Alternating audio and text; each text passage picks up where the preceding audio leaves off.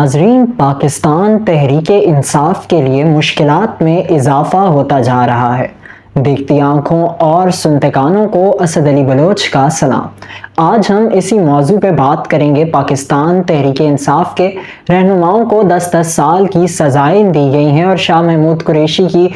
بری ہونے کے ساتھ ہی ایک مقدمے میں یہ کہا جا رہا ہے کہ وہ پارٹی کی قیادت سنبھالیں گے۔ اس پر بھی ہم بات کریں گے اور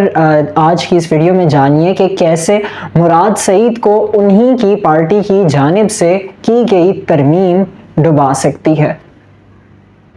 اچھا تو ناظرین، پاکستان کے صوبہ پنجاب کے شہر لاہور کی انسداد دہشت گردی کی عدالت کی جانب سے پاکستان تحریک انصاف کے رہنماؤں یاسمین راشد، میاں محمود الرشید، اعجاز چودھری اور عمر سرفراز چیمہ کو لاہور میں شیر پاؤ پل جلاؤ گھیراؤ کیس میں 10 سال کی قید کی سزائیں سنا دی گئی ہیں، جبکہ سابق وزیر خارجہ اور پی ٹی آئی کے سینئر رہنما شاہ محمود قریشی کو اسی مقدمے سے بری کر دیا گیا ہے۔ نہ صرف یہ بلکہ ہم نے دیکھا کہ اس سے قبل سرگودا کی انسداد دہشت گردی عدالت میں پنجاب اسمبلی کے قائد حزب اختلاف ملک احمد بچھر اور پی ٹی آئی کے رکن قومی اسمبلی احمد چٹھا اور دیگر ملزمان کو 10 سال قید کی سزا سنا دی ہے۔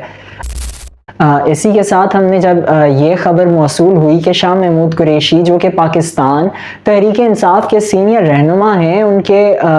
بارے میں یہ کہا جا رہا ہے کہ وہ اب پارٹی کو سنبھالیں گے یا پارٹی قیادت سنبھالیں گے، لیکن اسی سوال پر پاکستان تحریک انصاف کے مرکزی رہنما سمجھے جانے والے سلمان اکرم راجہ نے کہا ہے کہ یہ کہنا کہ شاہ محمود قریشی پارٹی کی قیادت سنبھالیں گے قبل از وقت ہے۔ ان کا یہ بھی کہنا تھا کہ شاہ محمود قریشی کے خلاف 8-9 مقدمے اور بھی ہیں، یعنی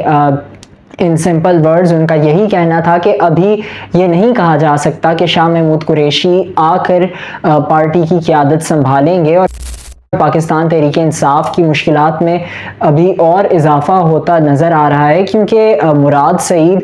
کو جو کہ حال ہی میں سینیٹر منتخب ہوئے ہیں، وہ 60 دن بعد نااہل بھی ہو سکتے ہیں اور اپنی ہی پارٹی کی جانب سے 2021 میں کی گئی ترمیم کا نشانہ بن سکتے ہیں۔ 2021 میں کی گئی پاکستان تحریک انصاف کی جانب سے کی گئی ترمیم کے مطابق کسی بھی نو منتخب رکن پارلیمنٹ کے لیے ضروری ہے کہ وہ 60 دن کے اندر پارلیمنٹ کے فلور پر حلف لے، بصورت دیگر ان کی نشست خود بخود خالی تصور کی جائے گی۔ سابق وزیر مملکت مراد سعید جو کہ اب تک روپوش ہیں، انہیں اگر اپنی نشست بچانی ہے تو انہیں عدالتوں سے ضمانت کروا کر سینٹ فلور پر آنا پڑے گا، ورنہ ان کا منتخب ہونا ضائع ہو جائے گا اور پاکستان تحریک انصاف کے کسی کام نہیں آئے گا۔ ناظرین، آج کے اسی بلاگ کے ساتھ اپنے میزبان اسد علی بلوچ کو دیجیے اجازت۔ اللہ حافظ۔